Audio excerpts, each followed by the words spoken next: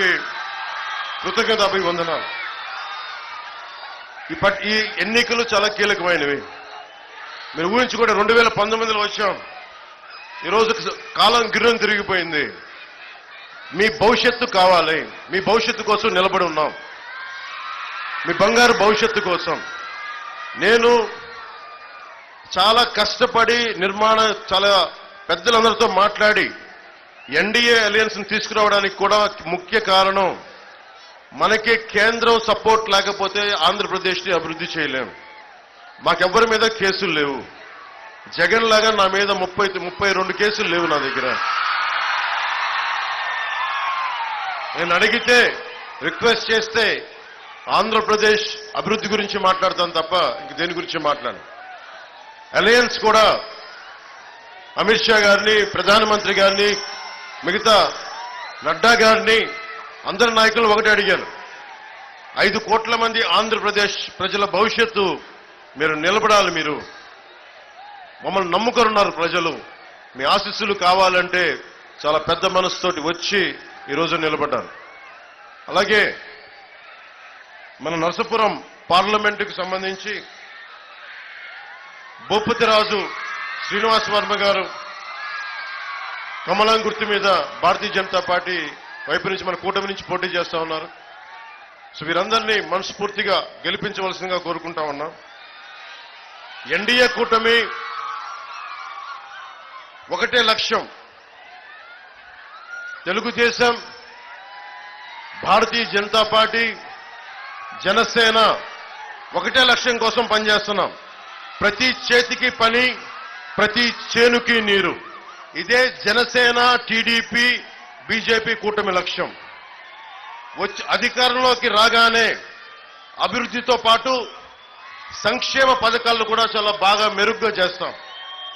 సంక్షేమ పథకాల్లో ఎటువంటి కోత ఉండదని మీకు మనస్ఫూర్తిగా తెలియజేసుకుంటున్నా. సంక్షేమంతో పాటు అభివృద్ధి లక్ష్యంగా పనిచేస్తాం.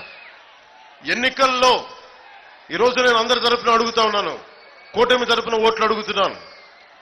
నేను మీకు మాటిస్తా ఉన్నా, కూటమిలో మేము ఏ పథకాలైతే మేము హామీ ఇస్తున్నామో అవి అమలు చేసే బాధ్యత జనసేనగా మా అందరి బాధ్యత. అది ప్రజలకు మేము మాటిస్తా ఉన్నాం. అలాగే నదులను ఇందాక ప్రతి చేనుకి నీరు అంటే నదులు అనుసంధానం జరగాలి. అది అందించి రాష్ట్రంలో వలసలు, పస్తులు లేని ఆంధ్రప్రదేశ్ నిర్మించడమే జనసేన, టీడీపీ, బీజేపీ లక్ష్యం, ప్రధాన లక్ష్యం. అలాగే ఆంధ్రప్రదేశ్కి జీవనాడి అయిన పోలవరం ప్రాజెక్ట్ని చాలా తక్కువ కాల పరిమితిలో పూర్తి చేయడానికి సంసిద్ధంగా ఉన్నాం. ప్రతి నీటి బొట్టుని దాచుకోవడానికి సముద్రపాలు కాకుండా చుట్టమే జనసేన, ఎన్డీఏ కూటమి లక్ష్యం. ముఖ్యంగా యువతకి స్కిల్ డెవలప్మెంట్ శిక్షణ ఇచ్చి మీ కాళ్ల మీద మీరు నిలబడగలిగేలాగా ప్రతి పనికి, ప్రతి చేతికి పని కల్పించడమే కూటమి లక్ష్యం. ముఖ్యంగా చేతి వృత్తులు, కుల వృత్తులు పరిరక్షించడమే కూటమి లక్ష్యం. 50 సంవత్సరాలు దాటిన బీసీ ప్రజలందరికీ నెలకి 4,000 రూపాయల పెన్షన్ని 1వ తేదీనే ఇంటి వద్ద అందజేస్తాం. స్కూలుకు వెళ్లే ప్రతి విద్యార్థికి సంవత్సరానికి 15,000. ఎంతమంది పిల్లలుంటే అంతమందికి ఆ తల్లికి అందజేస్తాం. ముఖ్యంగా మహిళా సోదరీమణులకు సంబంధించి పోయినసారిలో కూడా చెప్పాం, ఉచిత గ్యాస్ సిలిండర్లు పెరిగిపోతున్న ధరలకి గ్యాస్ సిలిండర్లు అందించాలి కనీసం అని చెప్పి నేను లాస్ట్ టైం కూడా చెప్పింది. ఈసారి కూడా తెలుగుదేశం పార్టీ మేనిఫెస్టోలో మాది, కంబైన్డ్ మేనిఫెస్టోలో మాది ఇదైంది. సంవత్సరానికి 3 గ్యాస్ సిలిండర్లు మా ఆడపడుచులకి, మా మహిళలకి, మా అక్క చెల్లెలకి, మా యువతులకి ఉచితంగా అందజేస్తాం. రైతులకి ప్రతి సంవత్సరానికి 20,000 రూపాయలు ఆర్థిక సహాయం అందజేస్తాం. ప్రతి మహిళకి నెలకి 1,500 అందజేస్తాం. మహిళలకి ఉచితమైన బస్సు సౌకర్యం కల్పిస్తా ఉన్నాం.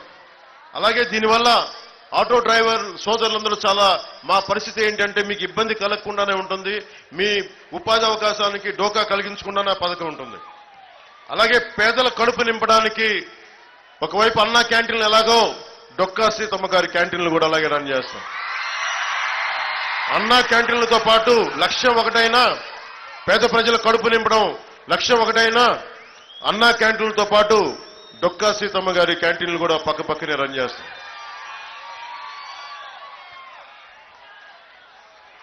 స్థానిక సంస్థల్లో జగన్ వచ్చి 34% ఉన్న బీసీ రిజర్వేషన్లని 24 చేశారు. తిరిగి స్థానిక ఎన్నికల్లో బీసీలకి, బీసీ సోదరులందరికీ, సోదరీమణులందరికీ రాజకీయ ప్రాతినిధ్యం ఉండేలాగా తిరిగి 34% తిరిగి తీసుకొచ్చేలాగా కూటమి బాధ్యత తీసుకుంటుంది.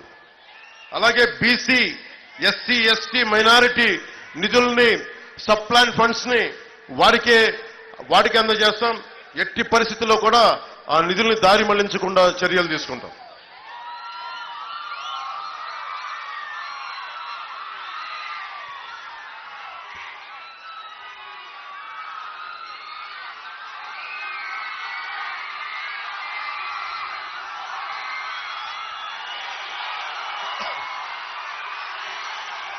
ఇది కూటమి అయితే జనసేన ముందుకు తీసుకెళ్లేది వశిష్ఠ వారధి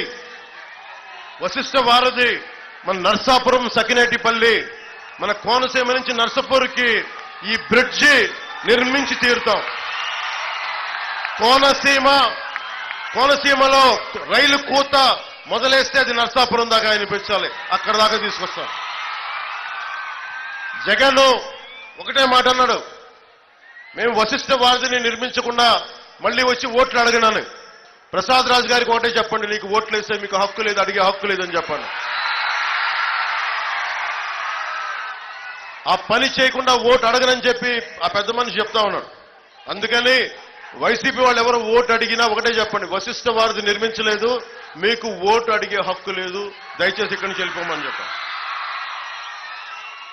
సీతారాంపురంలో కానీ చాలా క్రోషియా లేసులు అల్లికలు చేస్తారు. అది నాకు చిన్నప్పటి నుంచి చూసేవాడిని. అలాంటి లేసులు ఈ మధ్యన సరైన మార్కెటింగ్ వస్తువులు లేక చాలా మంది ఆడపడుచులు ఇళ్లలో కూర్చొని ఆదాయం వచ్చేది. అది లక్షల్లో ఉండేవాళ్ళు వేలల్లో వచ్చి ఈ రోజున తక్కువ వందల్లోకి వచ్చేశారు. తిరిగి ఆ క్రొయేషియా లేసు అల్లికల్ని సరైన మార్కెట్ వచ్చేలాగా, ఆడబిడ్డలకి, ఆడపడుచులకి ఉపాధి అవకాశాలు ఉండేలాగా తిరిగి దానికి మార్కెటింగ్ సదుపాయాలని మనస్ఫూర్తిగా ఏర్పాటు చేస్తాం. ముఖ్యంగా ఆక్వా పరిశ్రమ ఎవడన్నా సరే